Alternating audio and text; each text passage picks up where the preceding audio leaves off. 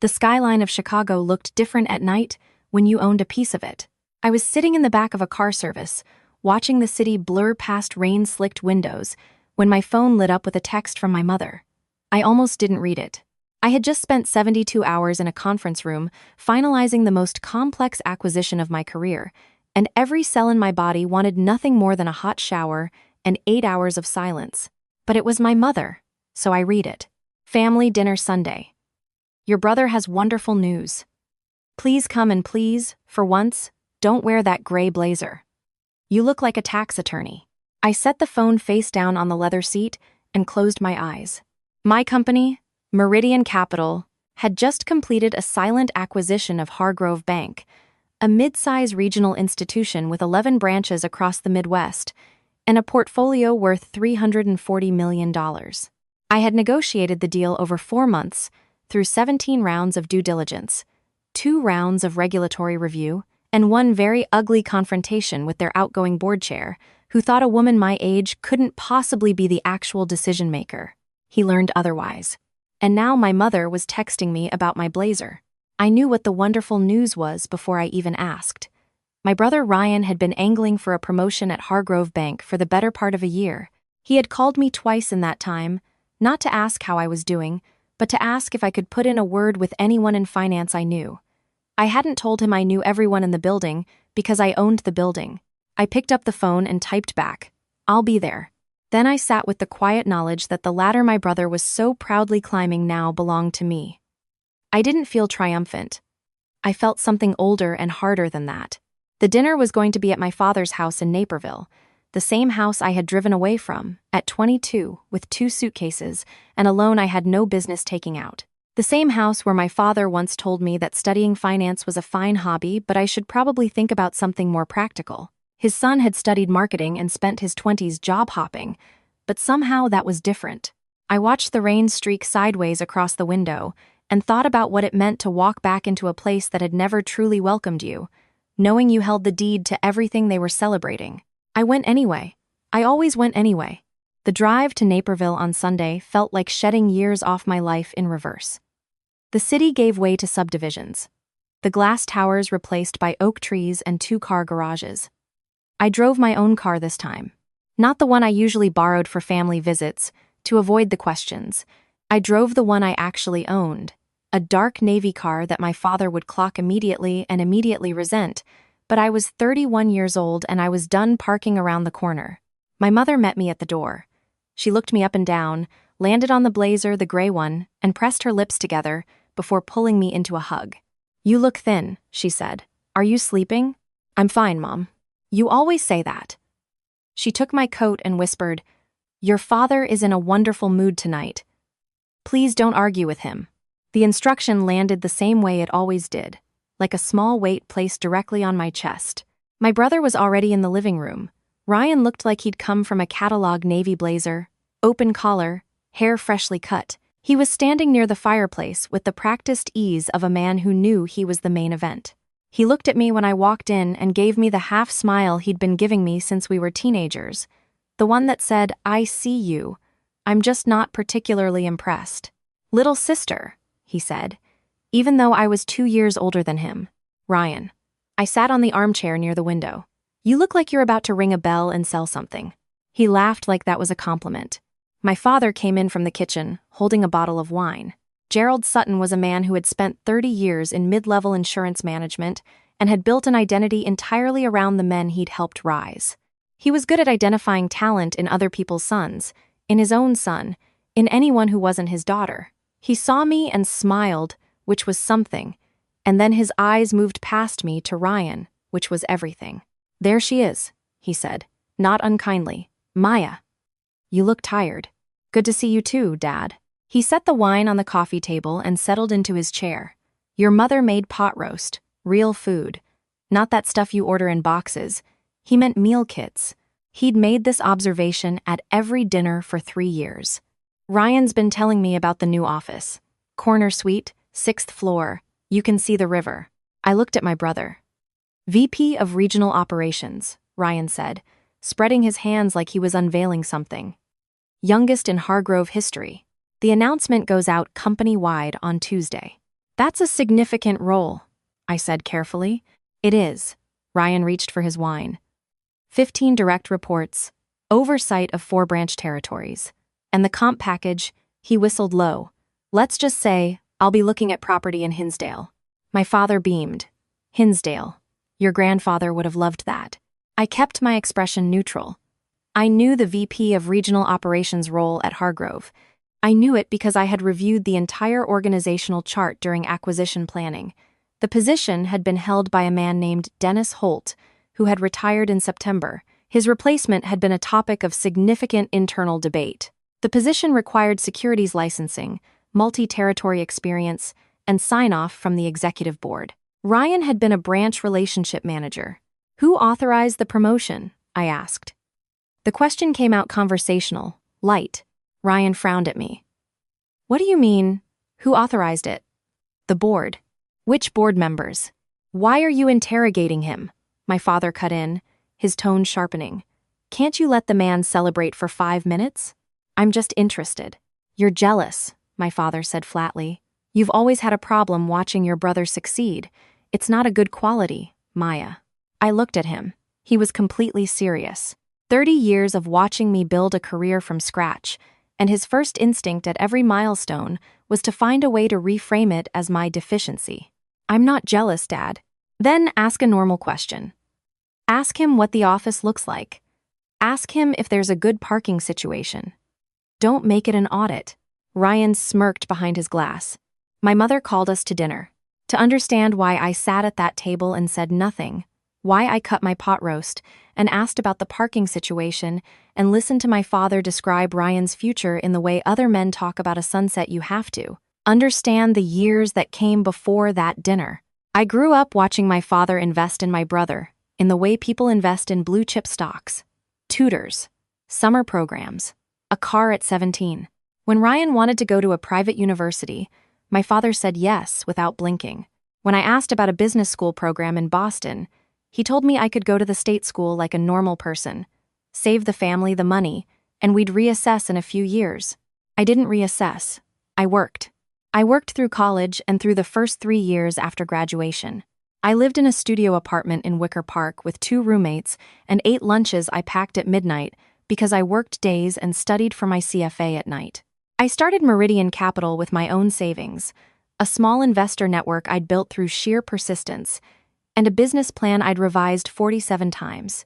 I didn't tell my family any of it, because every time I'd shared anything before, it was minimized, reframed, or simply absorbed into a conversation about Ryan. So I stopped sharing, and my silence became their proof that I was lost. You're still doing the investment consulting? My father asked at dinner, using the phrase he always used, the one that made my work sound like something I did on weekends to fill the time. Something like that, I said. She needs to settle down, he told my mother, as though I weren't there. She's 31. She has no stability, no property. You're still renting, aren't you, Maya? I have a place. Renting, he confirmed to himself. Ryan is looking at a colonial in Hinsdale, 4 bedrooms, good school district. He looked at my brother. You'll need the space eventually. Ryan grinned. One thing at a time, Dad. Smart, smart. You think ahead. That's always been your gift. My father pointed at Ryan with his fork. That's why the promotion makes sense. They saw what I always saw. This one thinks ahead. I took a sip of water. Underneath the table, my phone buzzed against my thigh. I had set a priority alert for messages from my CFO. A careful woman named Patricia, who had been with me since Meridian's 2nd year and who I trusted with everything. I excused myself to use the restroom. I didn't need the restroom. I needed the hallway. I read the message, standing next to the coat closet, keeping my voice entirely still in my head the way I'd trained myself to do in high-resolution situations. M flagged something in the Hargrove HR integration. The VP of Regional Ops promotion for R. Sutton was submitted by a Kevin Marsh, listed as SVP Corporate Development. Marsh resigned Friday. Circumstances: under investigation for unauthorized wire transfers. Resignation was effective immediately. No notice. No record of promotion in the official HR system. The role has not been reposted. Wanted you to see this before Monday. I read it twice. Kevin Marsh. I pulled up the acquisition notes on my phone. Marsh had been on a watch list generated by our forensic accounting team during the first week of due diligence. The notation was brief. Unusual volume in vendor payment approvals. Flagged for secondary review. We had flagged him. And somehow he had still been in the building long enough to promise my brother a promotion that didn't exist. I typed back to Patricia. Pull everything on Marsh. Wire transfers, vendor accounts, anything touching R. Sutton's name or his department. Also check for any outside financial relationships, personal loans, co-signings, third-party investment referrals. Call me in 10. I put the phone in my pocket. I looked at myself in the small mirror above the hallway console table. I looked the way I always looked after 72 hours of work, pale, direct, and slightly more awake than anyone would prefer. I breathed slowly. There was something else in Patricia's message that I hadn't fully landed on yet. She had said Kevin Marsh resigned Friday. But he had apparently submitted Ryan's promotion before he left. Favors don't come for free. Not in banking. Not anywhere. I walked back to the dining room. The atmosphere had shifted while I was gone. My father and Ryan were leaning close together, their voices lower, and my mother was clearing plates with the particular focus of a woman who has learned not to hear certain conversations. I sat down. What did I miss? Nothing, my father said, sitting back, but his hand moved to cover a piece of paper near his plate. I had been in enough negotiations to recognize the gesture. Dad, my voice was easy. What's on the table? Adult business. I am an adult. Financial strategy, Ryan said, cutting in. Dad is making a move, a smart one. Kevin, my mentor at the bank, set up an opportunity, a private placement with one of Hargrove's investment partners. Limited seats, strong returns. Dad's going in as an anchor investor. The air in the room changed for me, though I kept my face entirely still. Kevin Marsh. My father. A private placement. Limited seats. I knew this pattern. I had seen it in 3 separate portfolios during acquisition reviews over the last 4 years. It was the kind of scheme that looked like an opportunity until the moment it didn't.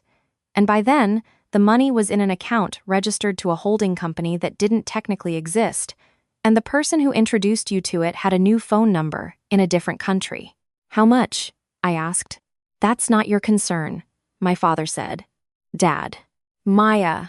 His voice dropped to the register he used when he wanted to end a conversation. You have been sitting at this table for 2 hours, finding ways to poke holes in your brother's success. I don't know if it's the career pressure or the loneliness or what, but I'm asking you as your father to stop. Ryan is being mentored by the right people. This is how wealth is built. Not by renting a studio apartment and calling yourself a consultant. I set my fork down. It was a very deliberate sound on the plate. How much did you commit? I asked again. $80,000, my mother said quietly, from near the kitchen doorway. The number hit me the way numbers sometimes did, not with shock, but with the particular gravity of understanding what they represented. $80,000 was not a rounding error to Gerald Sutton. It was a significant piece of his retirement. A decade of deferred spending, squeezed from a pension, and a series of careful, boring investments that he'd managed slowly and sensibly for 30 years. And he was about to wire it to Kevin Marsh. The transfer is Monday morning, Ryan said, clearly sensing the temperature shift. It's already set up. Marsh said the window closes at market open. The window closes at market open. I heard every word of that sentence in the clinical language I used for exactly this kind of situation. Artificial urgency. Manufactured scarcity. The wire instruction almost certainly went to an account that would be unreachable by Monday afternoon. Cancel it, I said. My father looked at me like I had spoken in a foreign language. I'm serious, Dad. Cancel the transfer tonight. On what basis? Ryan's voice had an edge now. You don't know anything about this deal. You don't know Kevin. You don't know Hargrove. You barely know what you're doing with your own money. Kevin Marsh resigned on Friday, I said. Ryan blinked. What? He resigned Friday. Effective immediately, no notice given. He is currently under internal investigation for unauthorized wire transfers. I looked at my father. He submitted your brother's promotion before he cleaned out his desk. And now he's set up a wire transfer for Monday morning with your retirement savings as the funding source. The silence at the table was total. Ryan put his glass down. That's not, He stopped. How do you know that? How could you possibly know that? Because I've been reviewing Hargrove's internal records for the past month. You don't have access to Hargrove's internal records, Ryan said slowly. Nobody outside the bank does. I held his gaze for a long moment. Ryan, I said, I need you to think carefully about what you know about how acquisitions work. He stared at me. The promotion isn't real, I said. There's no record of it in the HR system. Marsh didn't have the authority to approve a VP appointment, and even if he had, he resigned before it was processed. On Monday morning, you're not walking into a corner office. You're going to badge into the building and get rerouted to HR for a general staff briefing on organizational changes. You're lying, Ryan said. But his voice had gone thin. Call the HR main line right now, I said. Ask them to confirm your title change to VP of Regional Operations. I'll wait. It's Sunday evening, nobody's there. Then call Kevin Marsh. Silence. Call him, I said gently. If everything is what he told you, he'll pick up. Ryan's jaw was tight. He picked up his phone. He dialed. I watched his face as the call went to voicemail, not the personal kind. The generic carrier recording that means the number has been disconnected or is no longer in service. He lowered the phone to the table. My father was watching him now. Not me. Gerald, my mother said softly. Gerald, look at me. This can't be right, my father said. He was not a man who lost composure easily, but I could see the edges of something fraying behind his eyes. Kevin came to the house. He sat at this table. He ate dinner. He looked me in the eye. That's what makes it effective, I said, keeping my voice level. He's good at this, Dad. It's not a reflection of you. It was $80,000. My father's voice broke on the last word in a way I had never heard before. Ryan pushed back from the table. This is your fault, he said to me. You've been trying to... Ryan. I said his name the way I said a lot of things in boardrooms, not loud, just final. Stop. If I wanted to humiliate you, I would have let Monday happen and let you find out at the security desk with your box of things. I'm here because Dad's money is about to disappear, and I can stop it, but I need the next 10 minutes to do that. He stopped. My father looked at me. The arrogance was gone. He looked like a man who had just realized the floor was not where he thought it was. How do you stop a bank wire on a Sunday night? Because the account Marsh set up to receive the transfer was flagged by a forensic review team last week, I said. Any transfer hitting that account will trigger an automatic block if a verified party submits a fraud intercept request before market open. I pulled out my phone. I can do that right now, but I need you to confirm you want to cancel. Yes, my father said immediately. Yes, cancel it. I dialed Patricia. She picked up on the second ring. I need the Marsh account intercept filed tonight, I said. The funding source is Gerald Sutton. Wire was set for Monday at market open. Fraud intercept. Anchor authorization. Market priority. Already drafted, Patricia said. I just need your verbal confirmation, and it goes to the fraud coordination desk. Confirmed. Thank you. Done. Funds stay in the originating account. I'll send you the confirmation reference in 5 minutes. I hung up. My father let out a breath that seemed to come from somewhere very deep. Who are you talking to? Ryan asked. He was watching me the way people watch someone they thought they knew when they realized they didn't. Who has that kind of access on a Sunday night? I set my phone face down on the table. I had spent 6 years building Meridian Capital without my family's knowledge or support. I had done it deliberately, partly because the secrecy protected me from their doubt, but also, if I was honest, because I had wanted to see if they would ever look at me and see something worth valuing before the credentials were visible. I wanted to know if the person was enough. Every dinner, every phone call, every offhand comment about stability and settling down had given me the answer more clearly each time. So I'd kept building. I had kept the door closed, but the door was going to open now regardless, and I was the one holding the handle. I need to tell you something, I said, and I need you to hear it completely before you respond. My father and Ryan were both very still. Meridian Capital completed an acquisition of Hargrove Bank 3 weeks ago, I said. The deal was structured as a silent acquisition, which is why it hasn't been publicly announced yet. The press release goes out Tuesday morning. I paused. I am the CEO and founder of Meridian Capital. I have been for 6 years. The room did not move. My mother made a small sound from the doorway. That's my father stopped. He looked at the phone I had set on the table. He looked at my face. That's not possible. It is possible. It happened. You said you were a consultant. I said I did investment consulting. Which is true. I also run a firm that manages private equity across 4 sectors, and 3 weeks ago, we finalized the purchase of the institution your son works for. I looked at Ryan, which means I am, as of this moment, your employer. Ryan's face had gone through several colors in the last 60 seconds and had landed on something close to white. He couldn't finish the sentence. The acquisition will be announced Tuesday. There will be a full staff briefing at all branches Wednesday morning. The organizational restructuring I approved last week includes the dissolution of the regional operations vertical, which was redundant given our existing structure at Meridian. I kept my voice even, factual, the way I spoke in every boardroom. The role Kevin Marsh promised you doesn't exist because I eliminated it before he ever offered it to you. He was offering you something he no longer had the ability to give. Ryan sat back in his chair. He looked like a man who had arrived at a party expecting to be the guest of honor and found that the guest of honor was his sister. You own it, my father said.